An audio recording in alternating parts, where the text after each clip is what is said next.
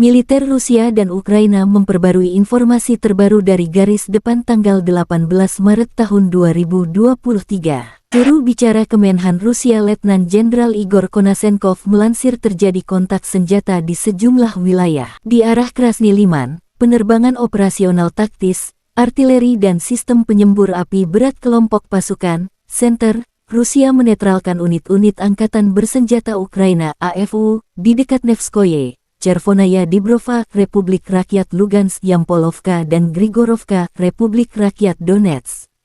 Di arah ini, musuh menderita kerugian lebih dari 100 tentara Ukraina, 2 kendaraan tempur lapis baja, dan 1 howitzer self-propelled Gvozdika.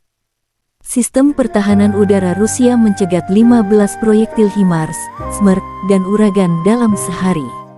Selain itu, 9 kendaraan udara tak berawak Ukraina ditembak jatuh Novaya Tarasovka, wilayah Kharkov.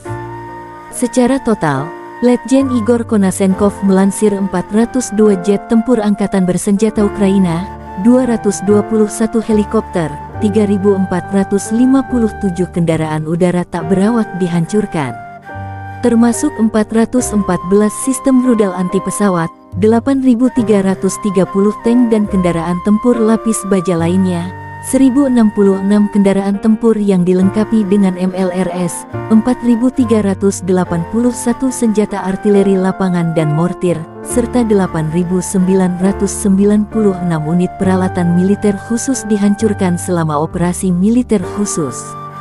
Di kubu Kiev, Kementerian Pertahanan Ukraina dalam sebuah pernyataan mengatakan Rusia kehilangan 880 prajurit dalam satu hari. Secara total, Kremlin kehilangan 164.200 prajurit selama konflik, termasuk 3.511 tank, 6.830 kendaraan tempur lapis baja serta 305 jet tempur dan 290 helikopter. Ukraina juga menerbitkan rekaman kru mortir penjaga perbatasan menghancurkan kelompok penyerang musuh dari Rusia. Angkatan bersenjata Ukraina juga mendemilitarisasi detasemen lanjutan dari unit tempur infanteri, Wagner, dengan tembakan tepat sasaran ke gudang amunisi.